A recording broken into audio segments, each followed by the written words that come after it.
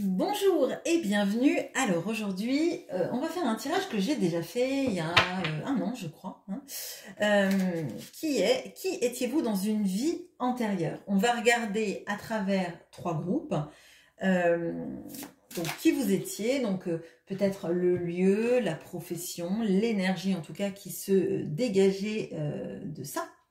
On va regarder comment dépasser ce qui a pu vous arriver dans cette vie-là, et aussi, parce qu'il n'y a pas que du négatif qu'on traîne dans des vies antérieures, il y a aussi tout le positif et l'expérimentation et les leçons qu'on en a tirées et ce que ça vous apporte dans cette vie. Pour ceci, vous aurez le choix entre 3 groupes. Le premier, ce sera l'opale. Le deuxième, ce sera l'améthyste. Et le troisième, ce sera le lapis lazuli. Alors, si vous êtes attiré par 2 groupes, c'est pas forcément une erreur, ou 2 groupes ou 3 groupes, parce que pour moi, on n'a pas qu'une seule vie antérieure, c'est une que je vois par groupe, mais il est fort probable que vous ayez vécu peut-être, je ne sais pas, 20, 30 vies, enfin, j'ai aucune notion du nombre en l'occurrence, mais il y a plusieurs vies que vous avez été amené à expérimenter, et donc forcément, peut-être que vous serez attiré juste par une, peut-être par 2, peut-être même par 3, et peut-être par aucune, auquel cas je vous mets aussi le groupe, la vidéo que j'ai fait il y a un an, peut-être que vous trouverez, si ce tirage vous intéresse, des réponses à cette question de qui étiez-vous dans une vie antérieure. Je fais un pré-tirage avec mes oracles et le tarot, par contre, je le tirerai par groupe.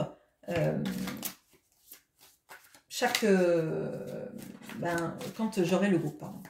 Excusez-moi. Alors, pour le groupe de l'opale, qui étiez-vous dans une vie antérieure? Donc, ça peut nous parler de lieu, ça peut nous parler de personnes. Le groupe de l'améthyste, qui étiez-vous? Le groupe du lapis lazuli. Okay. Voilà. Alors, hop, on va regarder donc comment dépasser cette vie.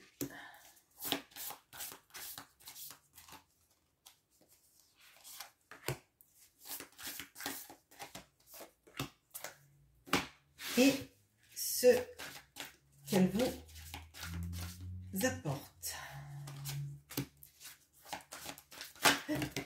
Ok. Pardon, c'est le petit cri, c'est la carte qui s'est envolée. Ok.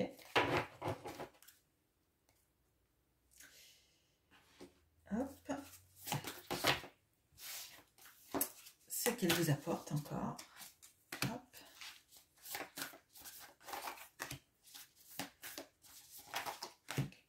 Donc là, j'utilise l'Angels and Ancestors Oracle Cards, l'oracle de la magie intérieure et, excusez-moi, c'est les réminiscences des vies antérieures de Azalée intuitive. Ok.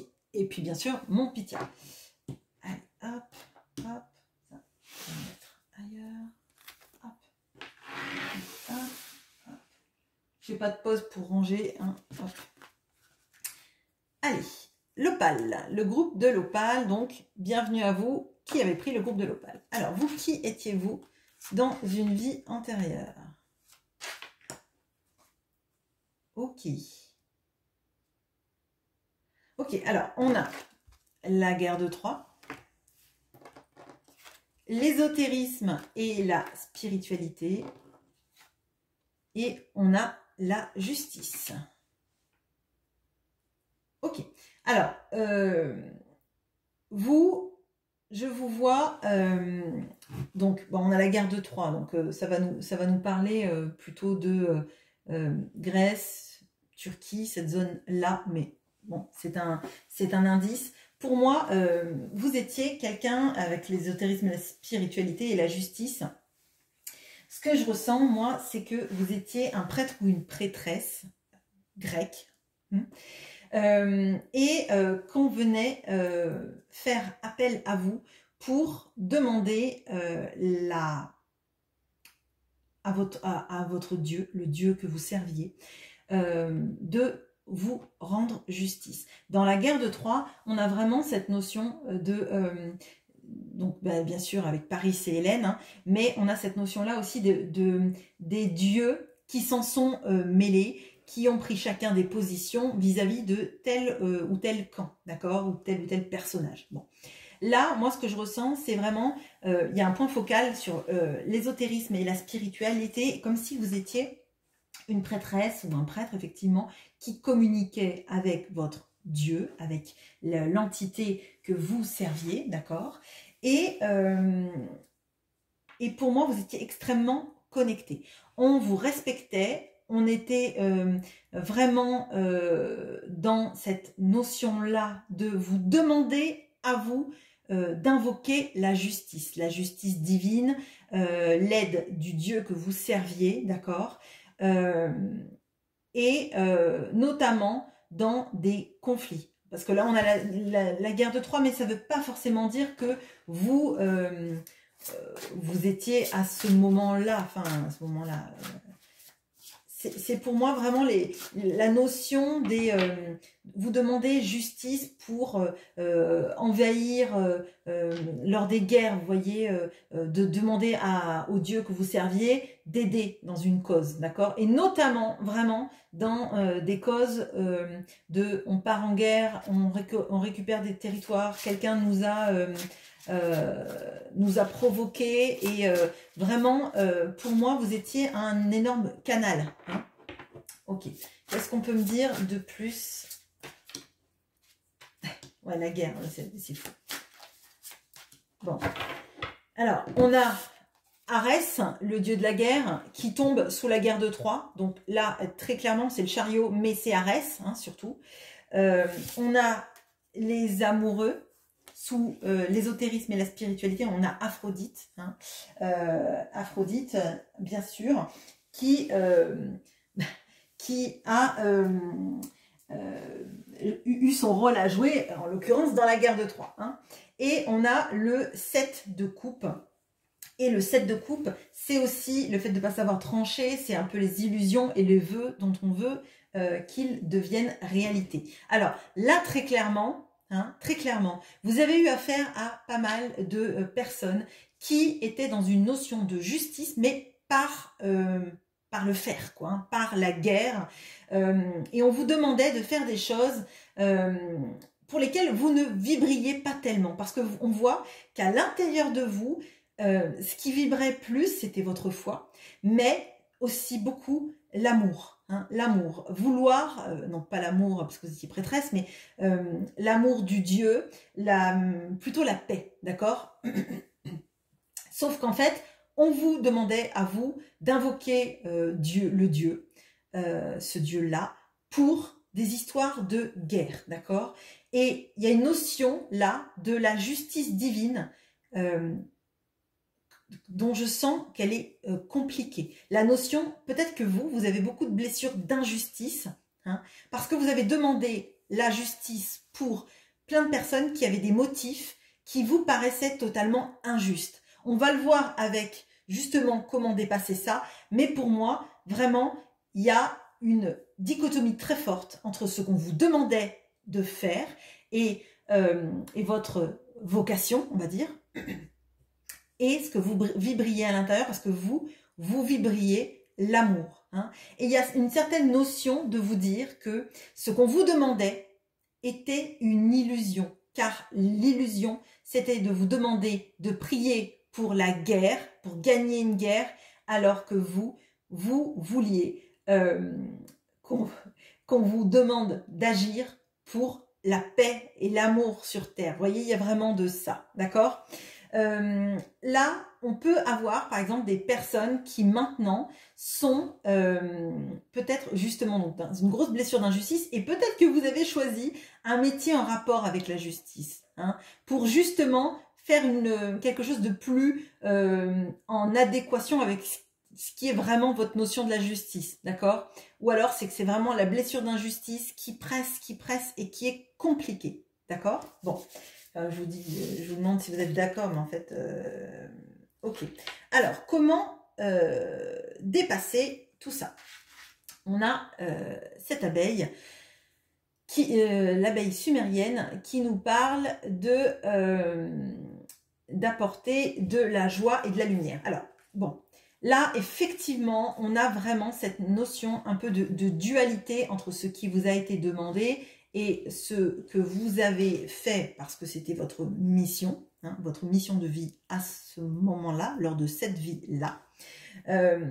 Et pour moi, on vous dit que ce qui est important, c'est d'être toujours rattaché à la joie et à la lumière. C'est-à-dire qu'en fait, vous avez senti dans cette vie précédente l'importance de l'amour, de la lumière, de la joie, du bonheur, et que ça aurait dû primer sur tout le reste. D'accord? Dans les choses à dépasser, c'est vraiment de jamais, en fait, jamais, vous ferez bien ce que vous voulez, mais de jamais, en fait, négliger que ce qui compte, ça va être ce qui vit vraiment en vous, parce que vous étiez plus connecté que tous ces gens-là que vous aviez autour de vous, d'accord? Ça, c'est pour moi essentiel et très important, de vous rendre compte que vous apportez de la joie, que vous apportez de la lumière, et que cette lumière qui est en vous, c'est important de ne pas la laisser contenue à l'intérieur d'une petite ruche, c'est de la faire s'étendre, d'accord? Votre notion à vous, visiblement, de la justice par l'amour, en l'occurrence, est extrêmement importante et il ne faut pas la laisser de côté. C'est ça qui vous permet de dépasser cette blessure-là d'injustice. Ok? Bon, qu'est-ce qu'on peut me dire de plus?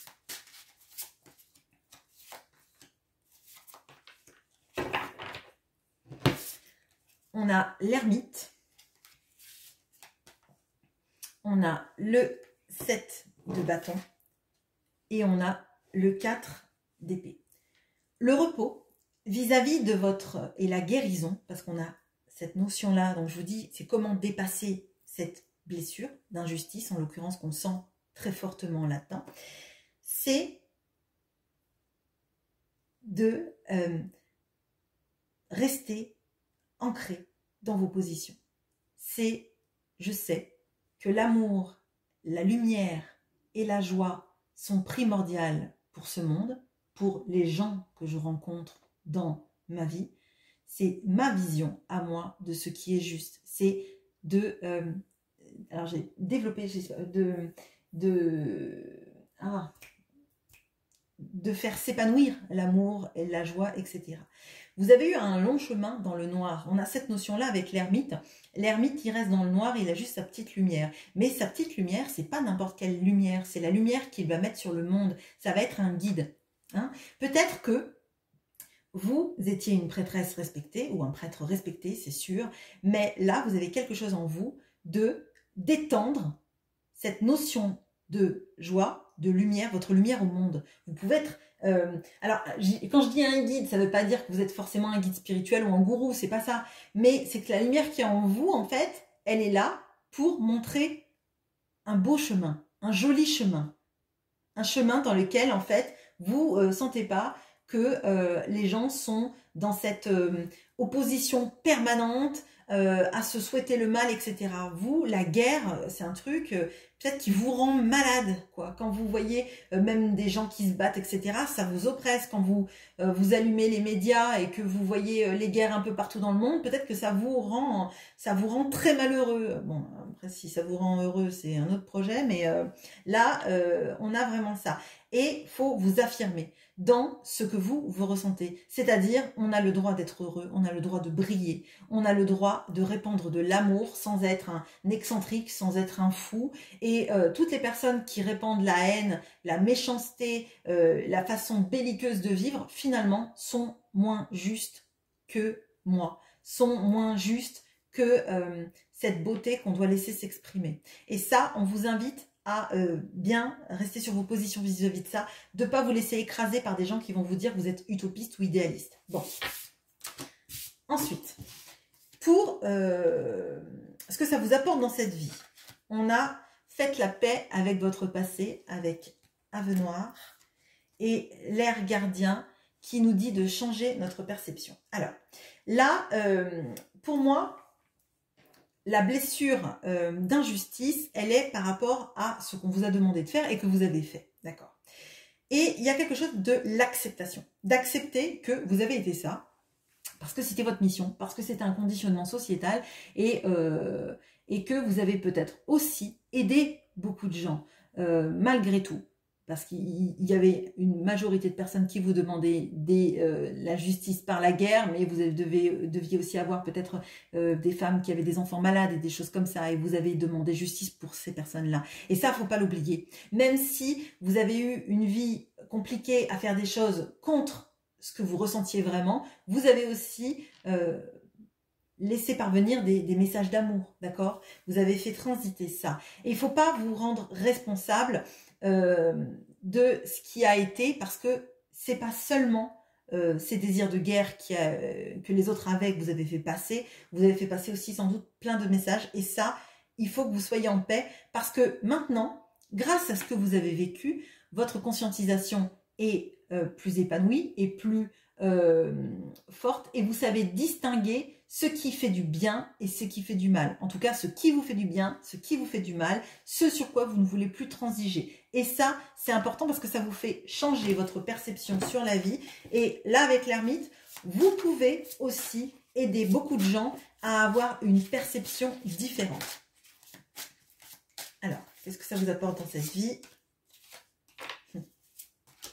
Ouais, mais oui, bien sûr. On a la roue de la fortune avec les moires, qui sont les déesses de la fatalité et du destin. Il y a vraiment quelque chose de très connecté à la spiritualité.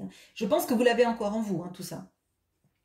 On a le 6 d'épée et on a l'as de denier. Alors, on a cette notion-là, avec le 6 d'épée, de tourner le dos aux toxiques. D'accord? Donc, ce que ça vous apporte, c'est de vous éloigner des personnes toxiques et belliqueuses. Ça, c'est sûr. Ça vous montre aussi que la vie est un éternel cycle, est un éternel, alors je ne vais pas dire un éternel recommencement, mais oui, il y a des choses qui recommencent, seulement vous ne partez pas d'une page blanche et vierge, vous partez avec toutes vos expériences positives et négatives, mais vous écrivez votre futur, vous écrivez le monde dans lequel vous vivez, et quand vous arrivez à conscientiser que tous les nouveaux départs sont des nouvelles opportunités d'écrire des meilleures histoires, là, il y a une sorte alors pas de gommer la blessure d'injustice, mais de l'adoucir, en fait. Oui, vous avez vécu des choses qui ont été compliquées, qui ont appuyé à fond sur votre blessure d'injustice. Vous le ressentez encore, d'ailleurs, actuellement. Mais il faut voir aussi toutes les bonnes choses que vous avez faites. Et le fait que chaque nouvelle vie, chaque nouvelle étape, et même dans notre vie, chaque nouvelle chose qui arrive est une opportunité de se rendre meilleur, d'aider, de s'aider soi-même et d'aider les autres à avoir d'autres perceptions. Ça ne veut pas dire d'aller en mode chevalier d'épée et de convaincre les gens par la force, parce que ce n'est pas votre énergie de toute façon. Hein. Mais il y a cette notion-là de faire comprendre aux gens, et c'est qui même vous suivent, entre guillemets, que on apporte tous notre pierre à l'édifice, on apporte tous notre bagage. Il n'y a personne qui est vierge de toute... j'allais dire de vierge de toute impureté, mais c'est ça. Personne n'a eu une vie dans laquelle c'était une pureté incarnée. Vous voyez ce que je veux dire? Ça, non. On a tous nos parties d'ombre et de lumière, et c'est ce qui fait notre complexité, et c'est ce qui fait aussi la beauté de qui on est. Il n'y a rien qui est fini. Il n'y a rien qui est qui vous amène en fait à vous dire je suis quelqu'un de pourri, etc. C'est pas ça. Et l'énergie, elle est que toute la conscientisation de ce que vous avez fait de bien et de pas bien, c'est vous, et c'est dans votre j'allais dire votre pluralité, mais c'est ce qui fait votre complexité et votre intérêt, et aussi tout le relief que vous avez, toutes les compréhensions que vous avez sur le monde maintenant. Voilà ce que j'ai pour vous. Je fais une petite pause pour mélanger mon Pythia et on passe au groupe de l'améthyste. À bientôt. Et bonjour à vous qui avez pris le groupe de l'améthyste. Alors, qu'est-ce qu'on a pour vous? Qui étiez-vous dans une vie antérieure? Le bourreau, waouh, sympa. On a le savant et l'enseignant, le suicide. Ok, super, génial. Alors, ok, bon. Ok. Alors, non, vous n'étiez pas un bourreau, mais là, il y a eu une sorte de dilemme de Cornélien. Alors, moi, ce que je ressens dans ce groupe-là, c'est plutôt des personnes qui étaient extrêmement érudits, avec des idées qui ne cadraient pas, qui ne collaient pas avec le mode de la société. Donc, par exemple, clairement, voyez des personnes comme Copernic, Diogène, vous voyez, on ne cadre pas du tout avec ce que la vie nous fait expérimenter. En l'occurrence, vous savez des choses, vous comprenez des choses, vous avez eu cette quête d'avoir envie d'apprendre, d'enseigner. Il y a vraiment cette notion-là. Alors peut-être que vous êtes professeur à l'heure actuelle, peut-être que vous êtes quelqu'un qui a une soif d'apprendre, mais presque, je dirais, peut-être même extrêmement chevillé au corps. Hein. C'est même irrépressible, je dirais. Comprendre, savoir, analyser, aller dans les petits détails, etc. Et moi, ce que je ressens, c'est que vous avez été menacé parce que vous bouleversiez trop les idées de l'époque. Hein. Alors là, on a plutôt des idées un petit peu là, plutôt moyenâgeuses. Donc, vous voyez un peu genre l'Inquisition, etc., etc. Alors, je sens pas quelque chose de religieux. Là, je sens plutôt, vous voyez, les personnes qui sont très dans les nouvelles théories. Vous avez tellement étudié dans cette vie-là, vous aviez une intelligence, à mon avis, supérieure. D'ailleurs, peut-être que vous avez des reliquats actuellement de ça. Hein, vous voyez les pensées arborescence, les personnes qui sont peut-être même HPI. Donc, on veut trouver des réponses à toutes les questions du monde parce que ça nous nourrit. Et il y a une sorte de soif de savoir, comme si, en fait, on vous avait coupé dans l'œuf, hein, tout ça. Bon, là pour moi, alternative de vie, soit, alors désolé, hein, soit vous en finissiez avec la vie, soit on vous en faisait finir avec la vie. Et moi, ce que je ressens, c'est que vous avez préféré partir pour décider comment vous partiez, plutôt qu'on s'attaque, plutôt qu'on vous fasse une exécution sur la place publique. Bon. Parce qu'il y a cette notion-là de vous avez pris en main votre savoir, votre destin, vous l'avez sans doute même dispensé autour de vous. Donc là, c'est savant et enseignant, mais moi ce que je ressens, c'est que vous étiez tellement inspirant. De par votre compréhension du monde et de théories, mais qui n'avaient rien à voir, vous voyez, et pourtant elle tourne. Là, on a toutes les énergies Galilée, Copernic, on a même les grands penseurs, vous voyez, des philosophes, mais qui étaient complètement à contre-courant et qui bouleversaient totalement les énergies des souverains, des puissants, etc. Là, on a vraiment quelqu'un qui... et moi, ce que je ressens, là, c'est que peut-être que vous, là, quand on vous dit quelque chose, vous n'y croyez jamais. Vous ne croyez jamais sur parole à ce qu'on vous dit. Il faut que vous vérifiez, contre-vérifiez, survérifiez les sources d'informations, etc. Parce que pour vous, c'est une question de, non pas de survie, mais c'est une question d'honnêteté intellectuelle, c'est une question d'appétence. Et ça, c'est un reliquat de cette vie-là, d'accord? Donc, on peut avoir effectivement aussi des énergies, par exemple, avec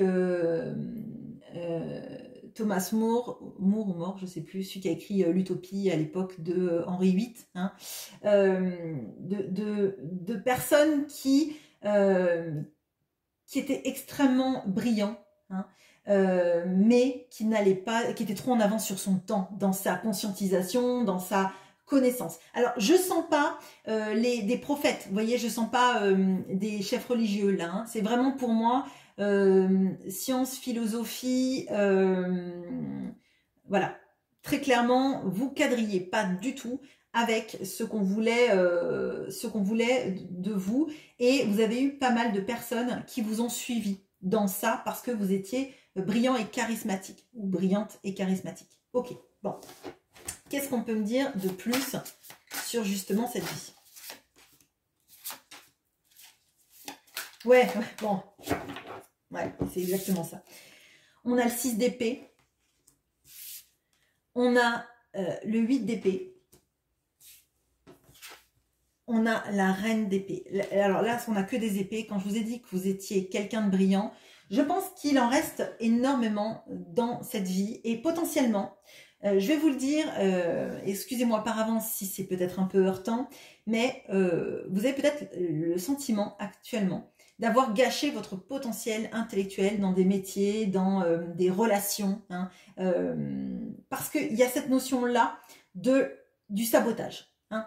Là, on ne vous a pas laissé vous exprimer, et peut-être que dans votre vie, ça l'est toujours. Peut-être que vous étiez quelqu'un de brillant et que à l'école, vous n'avez jamais trouvé votre place parce que votre cerveau réfléchissait 3 fois plus vite que la manière dont vous écriviez et que vous loupiez des tests. Peut-être que vous aviez des professeurs qui vous disaient que vous posiez trop de questions, que c'était pénible. Vous voyez, peut-être avec des TDAH, des choses comme ça, parce que votre cerveau était en ébullition et en émulation constante.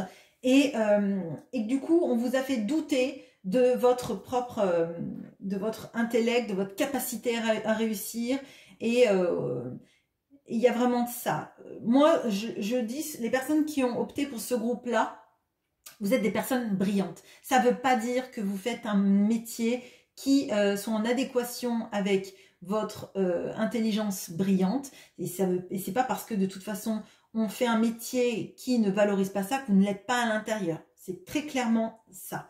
Là, on a vraiment la notion de reste à ta place, tu fais bien le travail qu'on te demande et c'est pas la peine de réfléchir plus loin, voyez. Bon, ok. Alors, comment est-ce qu'on dépasse ça? Parce que là, moi, ce que je sens, c'est qu'on peut avoir des groupes où, effectivement, vous n'exprimez pas le plein potentiel, vous vous doutez beaucoup, peut-être même de votre capacité à réussir, de votre capacité, même peut-être de votre intelligence, parce que c'est quelque chose, d'une graine qu'on vous a semée. Quand là, votre intelligence, entre guillemets, elle vous a fait passer à trépas, on va dire, hein, on va être clair. Mais en fait, c'est pas votre intelligence qui vous a fait passer à trépas, c'est plutôt la vision de votre intelligence et de vos théories par le conditionnement de votre vie. Mais là, vous avez visiblement, dans la vie actuelle, un problème de corrélation avec avec votre intelligence et la manière dont vous le vivez dans la vie de tous les jours. D'accord? Peut-être même qu'il y a des personnes qui ont toute leur vie essayé de s'affirmer intellectuellement parlant et qui ont l'impression d'être passés à côté de leur vie sentimentale. Vous voyez? Parce qu'il y a quelque chose à prouver et enfin de réussir, enfin qu'on nous laisse notre place. Bon. Comment est-ce qu'on dépasse ça? On a la montagne qui nous parle de rester solide, rester sur ses appuis et de ne pas, déroger à qui on est et à ce qu'on fait dans la vie. Alors là, très fortement, on vous montre bien que oui, vous êtes intelligent et intelligente, que ce que vous vibrez, ce que vous comprenez, c'est pas pour rien. Ça doit être expérimenté et que c'est pas parce que vous ne vivez pas une vie en adéquation avec votre intellect, que vous vous comparez peut-être aussi à d'autres qui réussissent mieux que vous, que ça veut dire que vous êtes moins bien et que vous n'y arrivez pas, d'accord? Donc là, on vous dit de bien être conscient que c'est pas parce que ce qu'on voit, c'est facile de le voir, que ce qui est caché n'existe pas. En vous, cette intelligence, elle est extrêmement forte. Donc, toutes les personnes qui vont me dire, bah non, moi, on m'a toujours dit que j'étais bête. Le problème, il vient peut-être pas forcément, hein, et puis même, je vous le dis, il vient clairement pas de vous. Il vient de toutes les personnes qui vous ont porté ce jugement, vous disant que vous étiez bête, que vous n'arriveriez pas à réussir. Bon. Alors, comment est-ce qu'on dépasse, du coup, cette sensation? C'est fou. Ouais. Alors, on a le valet d'épée avec Achille. On a le 7 de bâton qui est tombé pile à cet endroit aussi. Mais peut-être non, peut-être après pour le dépasser. Bon, bref. Pour ce que ça vous apporte, je ne sais plus. Et l'empereur avec Zeus. Alors, là, comment le dépasser? Eh bien, le page d'épée, c'est celui qui cherche des informations. On voit que c'est votre, truc. Hein. Là, franchement, apprendre, savoir, comprendre, c'est vraiment votre truc. Et comment faut dépasser cette notion de ne pas être à sa place et de ne pas savoir? C'est bien vous rendre compte que votre démarche intellectuelle, si elle est comme ça, elle dénote d'une grande intelligence. Hein. Vouloir analyser, comprendre, savoir et être toujours en quête de savoir, etc., ça montre une soif d'intelligence, mais de nourrir ce que vous avez déjà à l'intérieur de vous. Vous nourrissez la bête, entre guillemets. Hein. Donc ça, déjà, il faut être consciente que si vous avez cette appétence, on va dire, c'est parce que ça relève de quelque chose en vous à nourrir. Donc quelque chose qui existe. Ok. Le 7 de bâton, il va vous dire, pour dépasser en fait cette sensation de ne pas être à la hauteur, etc., c'est de vous affirmer. C'est de vous affirmer parce que toutes les personnes qui vont vous dire bah ça tu sais pas le faire ou toi t'as jamais fait d'études, etc. Alors déjà l'intelligence n'est pas proportionnelle aux études. Hein. Y a des personnes qui ont même pas le BEPC et qui savent monter des entreprises et qui savent comprendre le monde, les gens, etc. bien mieux que des personnes qui sont doctorants. Il y a des doctorants aussi qui sont brillants. Hein. C'est pas forcément nos chemins d'études qui déterminent si on est intelligent ou pas. Par contre, ce qui l'est, c'est votre manière de comprendre, d'analyser votre... et ça, il ne faut pas le laisser de côté. Toutes les personnes qui vont essayer de vous rabaisser, à mon sens, il est important d'avoir une position ferme vis-à-vis d'eux. Vous avez été dans une autre vie ce savant, ce chef de file, de mouvement, de ce que vous voulez, hein, intellectuel, etc., ce référent. Et dans l'empereur, on a un peu ça, hein, on a le chef, hein, on a le chef de file, on a celui qui gouverne les cieux. Donc là, pour moi, on a cette notion-là de garder votre... comment dire oui, stand your ground. Gardez votre position. Vous êtes quelqu'un d'intelligent. C'est pas parce qu'on va vous dire que vous ne l'êtes pas que c'est une vérité. Les personnes qui vont vouloir vous rabaisser, c'est peut-être des personnes qui ont peur parce que vous comprenez des choses que eux ne comprennent pas. Peut-être qu'aussi c'est des personnes qui ont besoin de faire valoir. Et là, en l'occurrence, vous ne devez pas être le faire valoir de quiconque. D'accord? Pour dépasser cette notion un petit peu peut-être de complexe du saboteur, vous voyez, qu'on vous a ancré là. Ou si je montre trop que je suis quelqu'un d'intelligent, qui réussit, etc., on va me jalouser, on va me mettre bouc émissaire d'une chose, et puis je vais devoir en finir. Vous voyez, on a vraiment de ça. Donc pour moi, il faut que vous soyez conscient que ce n'est pas illusoire. L'intelligence que vous avez, votre capacité d'analyse, etc., c'est une force, d'accord? C'est une bête à nourrir, et c'est pas une bête qui doit vous faire peur. Ok. Alors, ce que ça vous apporte dans cette vie, on a la libération qui s'est expulsée tout à l'heure, hein, et on a l'ancêtre venu des étoiles qui nous dit de suivre la voie de votre âme. Ouais.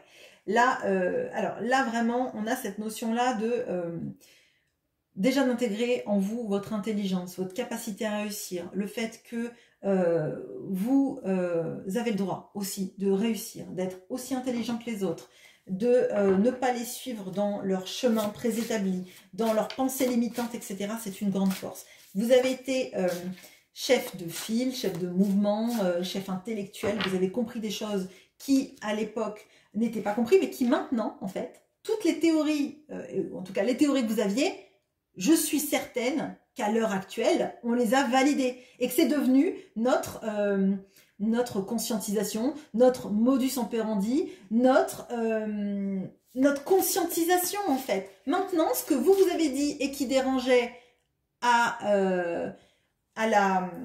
l'époque, en fait, ne devait pas être puni, mais encouragé, vous voyez. Et donc, c'est presque un peu nul n'est prophète en son pays. Oui, vous avez eu des conscientisations, des idées très fortes qui n'étaient pas acceptées à l'époque, mais elles sont acceptées maintenant, en fait. Et la libération, c'est de comprendre que oui, ça vous libère. Ça vous libère de comprendre que parce que vous n'êtes pas accepté, ça ne veut pas dire que vous n'êtes pas quelqu'un de bien, c'est juste que le monde n'est pas prêt, que les gens ne sont pas prêts, que les gens ne sont pas capables non plus d'ouvrir peut-être leur esprit. Bon. Alors, ce que ça vous apporte.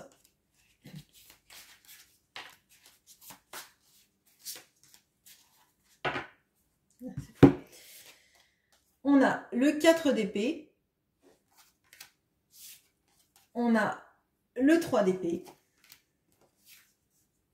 Et on a le 7 de coupe. Alors, ce que ça vous apporte, c'est une sorte de repos par rapport à cette sensation de que le mental, en fait, parfois nous pousse à nous faire trahir, en fait. Parce que c'est un peu cette notion-là, en fait, en n'acceptant pas de dire qui on est, de réussir, de saboteur, on se trahit un petit peu parce qu'on sait qu'on a ce potentiel en nous, mais qui ne sera pas accepté, vous voyez. Donc là, pour moi, ce que ça vous apporte, c'est de comprendre qu'en fait, vous ne pourrez pas convenir à tout le monde, mais c'est pas grave, c'est peut-être eux qui ne sont pas à leur place non plus. Et c'est pas pour autant que vous ne méritez pas ni de vous exprimer, ni de dire vos idées, ni de les avoir, ces idées, ni de chercher à comprendre, à savoir, etc. D'accord?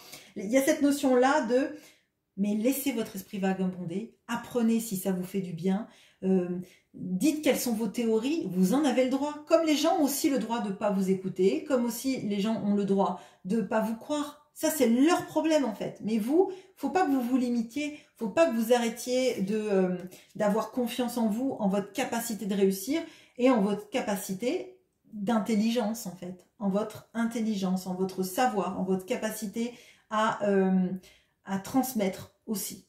Voilà. Voilà ce que j'ai pour vous. Je fais une petite pause et je passe au groupe du lapis lazuli. À bientôt. Et bonjour à vous qui avez pris le lapis lazuli. Alors, qu'est-ce qu'on a pour vous? Qui étiez-vous dans une vie antérieure? On a là... Ah, j'en ai 4. Ok, alors, j'ai la blessure d'injustice, ok. Le déshonneur, la fille de joie, mineur et exploitant du sol. Ok. Ok. Alors, ouais, ouf.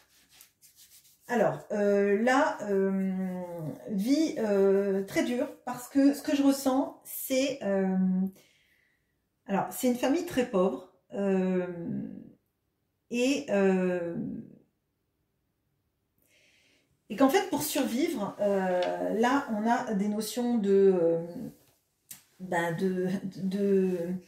vendre son corps, hein, et on a le poids familial de la famille qui n'accepte absolument pas que vous fassiez ça, que c'est indigne et que vous êtes un déshonneur. Donc là, on a la blessure d'injustice très forte. D'ailleurs, elle sort carrément en carte, donc on a vraiment de ça. Et cette notion-là d'humiliation. À mon sens, c'est le problème avec le corps, le problème aussi avec la famille qui vous juge, qui vous exclut même carrément de son cercle, parce que vous avez préféré, vous avez opté pour ce choix qui, je pense, n'en était absolument pas un, d'accord, et on vous a rejeté pour ça. On vous a dit que vous étiez le déshonneur de la famille. Alors peut-être que là, on avait effectivement une famille très pauvre et très religieuse, hein, qui en fait n'a pas accepté ce qui s'est passé dans votre vie. Et d'ailleurs, je ne sais pas si vous voyez là, on a on a un éclair, la blessure d'injustice. Et cet éclair, il se poursuit sur le déshonneur.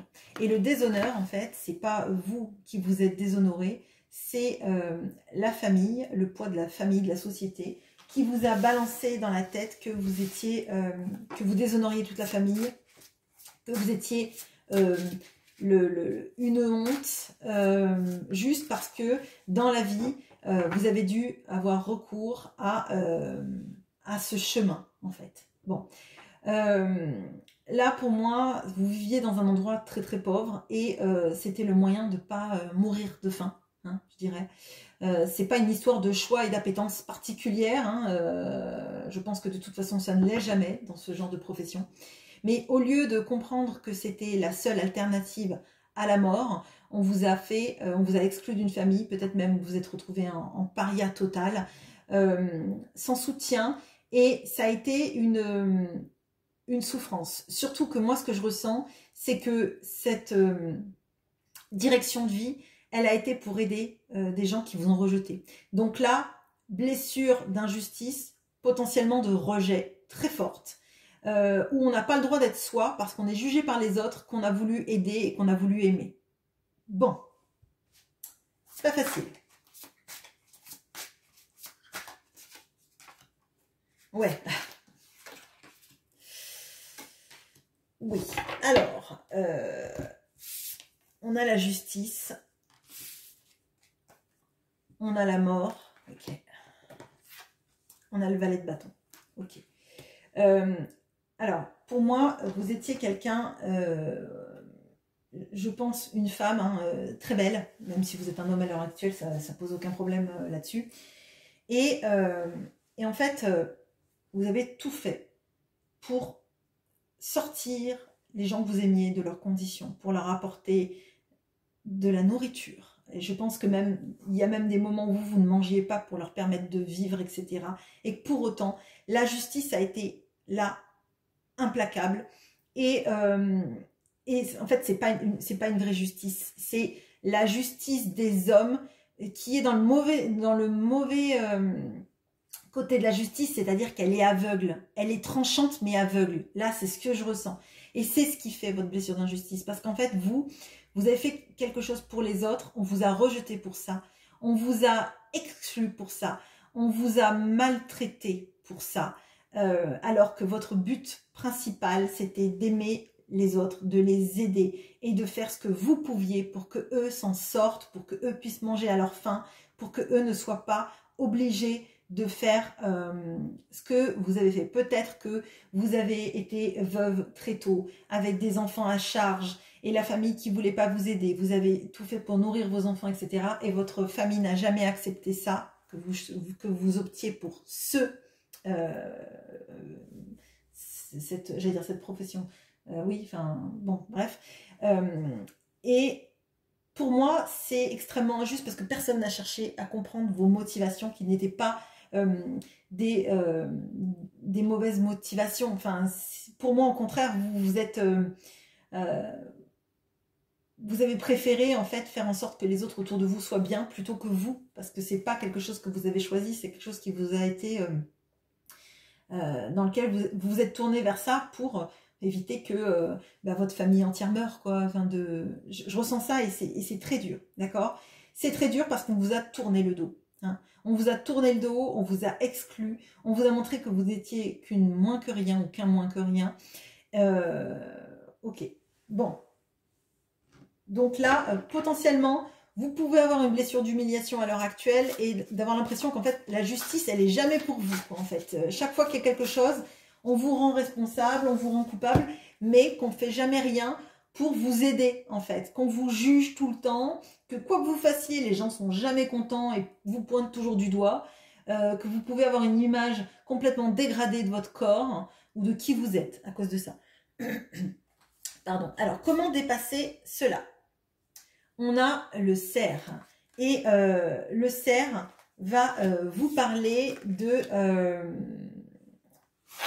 le cerf va vous parler de regagner en fait cette sorte de pureté et de confiance en vous. Hein, de la croyance que vous avez fait des choses dans votre vie, mais par nécessité, pas par choix, pas par goût, et que c'est plutôt aux personnes qui rejettent quelqu'un qui fait ce qu'il peut de se remettre en question. C'est croire en vous, croire que vous êtes quelqu'un de bien pour lutter déjà contre cette blessure d'humiliation. Hein. Pour la blessure d'injustice, on vous demande plutôt de vibrer, en fait, de vibrer sur le fait que vos choix, et même encore des choix à l'heure actuelle qui ne sont pas acceptés, c'est le problème des gens qui n'acceptent pas, c'est pas le problème de vos choix. Vos choix, vous les faites en conscience, vous les faites avec votre cœur. Donc, si les gens jugent vos choix, c'est plutôt à eux de se remettre en question, d'accord? Là, il y a quelque chose à guérir parce qu'on a 2 grosses blessures quand même que vous trimballez. Et pour moi, le fait de croire en vous, de croire que quand ça vibre en vous, c'est une bonne décision, c'est important. Ok. J'ai tout mis à l'envers. Okay. Alors, on a le 9 de coupe, le 10 de denier, et on a la pomme de la discorde. Alors, effectivement, là, peut-être que dans votre vie, on vous demande effectivement de faire aussi ce qui est bien pour vous, ce qui est important pour vous et ce qui représente votre rêve, hein, votre aspiration, d'accord?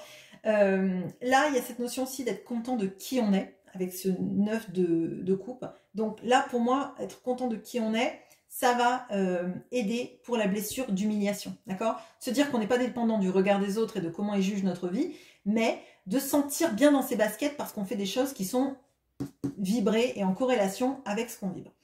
Il y a une notion aussi de prendre soin des autres. Et alors, je vous invite pas à arrêter de prendre soin des autres, mais prenez soin des gens, en fait, qui vous valorisent dans ce que vous faites et pas des gens qui pointent toujours le doigt sur ce que vous avez mal fait, ce que vous n'avez pas fait, ce qui leur manque, etc. Là, c'est important. On a la pomme de la discorde et effectivement, toutes les personnes qui sont injustes avec vous, qui vous humilient, qui ont des tendances à voir effectivement le verre toujours à moitié vide de ce que vous faites, voire carrément vide de ce que vous faites, là on vous dit peut-être même d'arrêter d'alimenter leur moulin à eau. Hein. Ce que j'ai envie de dire, c'est de ne pas se donner autant de mal pour des personnes qui ne voient jamais le positif dans tout ce que vous faites. Bon. Et ce que ça vous a apporté, cette vie très difficile, maintenant, on a l'animal gardien qui nous parle de faire confiance dans vos instincts, croire en vos instincts. On a beaucoup là cette notion de croyance. Hein. Il y a une notion de reprendre la croyance en vous. Là, à mon sens, la blessure d'injustice, elle est difficile. La blessure d'humiliation, elle est très forte parce qu'on vous encourage. Ouais. Sentez-vous aimé et fier avec Naz. Donc là, il y a une notion là de... Une fois que, à mon sens, une fois que la blessure d'humiliation va être guérie, apaisée, hein, il y a cette notion-là de reprendre le pouvoir. Oui, vous avez fait des choses, on vous a rejeté, mais vous avez fait des choses parce que vous aimiez les gens. Et je ne sais pas s'il y a plus belle motivation, finalement, plus altruiste comme motivation que vouloir le bien des gens qu'on aime. Mais c'est pas aux dépens de vous aimer vous pour qui vous êtes, parce que vous devriez être très fier en fait de la personne que vous êtes. Vous devriez vous sentir beau et belle, intelligent, doux, tendre, là parce qu'on a vraiment des énergies de quelqu'un qui veut prendre soin des autres, hein, et vous devriez effectivement vous sentir aimé et fier, déjà par vous-même, parce que vous méritez qu'on vous aime, vous êtes quelqu'un de... alors là, avec la blessure d'injustice, j'ai l'impression que ça vous voulez toujours un monde plus juste, être plus juste avec les gens, parce que justement, ça vous oppresse en fait. Hein. Il faut faire confiance dans vos instincts. On a Apollon, qui est le dieu de la beauté. Si actuellement, vous ne vous sentez pas beau, vous vous sentez jugé pour qui vous êtes physiquement, parce que vous avez des kilos en trop, parce que votre nez n'est pas... vous n'êtes pas fait sur le nombre d'or, etc., etc. Ça, zéro importance. Ça, Enfin, ça a une importance parce que ça nous oppresse tous à un moment de notre vie, mais vous êtes quelqu'un de profondément bon, de profondément gentil. Vous voulez faire tout ce que vous pouvez pour les gens, mais il y a une notion là de vous êtes sacrifié pour les gens et du coup, on vous le rend pas. Donc là, ça vous met cette sorte de blessure d'injustice, on vous rejette pour qui vous êtes, pour ce que vous faites. Alors qu'en fait, tout ce que vous êtes, c'est d'aimer les gens et de vouloir qu'ils soient heureux, d'accord? Vous êtes quelqu'un de lumineux et il faut pas laisser... Toutes ces cartes, elles sont sombres, hein. Faut pas laisser ce sombre du passé déterminer qui vous êtes maintenant. Parce que ils vous ont rejeté, ils vous ont fait du mal, ils vous ont peut-être mis dans un trou au banc de la société. J'ai vraiment ça hein, comme notion, hein, de banc de la famille, à vous humilier très clairement. Et en fait, ça vous donne l'impression de jamais pouvoir vous sortir de ça, que vous n'arriverez jamais à être aimé pour qui vous êtes, que vous n'êtes pas assez beau, pas assez belle, pas assez ci, pas assez ça. Mais en fait, vous êtes Apollon. Apollon, qui est le dieu de la lumière, de la beauté aussi, hein, de la musique. Il y a quelque chose de très beau, de très doux, de très magique qui se dégage d'Apollon, d'accord? Vous êtes quelqu'un qui essayait toujours de faire en sorte d'accommoder, que tout le monde soit, prendre soin de tout le monde, de toujours faire en sorte de... mais vous sacrifiez encore. Donc là, à un moment donné, il faut que vous fassiez confiance en qui vous êtes, en ce que vous apportez au monde, en votre beauté intérieure comme extérieure. Et c'est ça qui est important. À mon sens, déjà, on dépasse cette notion-là de la blessure d'humiliation. On se dit que on est quelqu'un de chouette, qu'on est quelqu'un de bien, qu'on mérite d'être aimé. Et on vous l'a dit, sentez-vous aimé et fier. Sentez-vous fier de qui vous êtes, de ce que vous avez vécu dans cette vie, dans d'autres vies, dans cette vie-là actuellement, de tout ce que vous le faites pour le mieux, comme vous pouvez. Et pour ça, vous pouvez être fier de qui vous êtes. Voilà. Voilà ce que j'ai pour vous. Je vous souhaite une très bonne journée. À bientôt.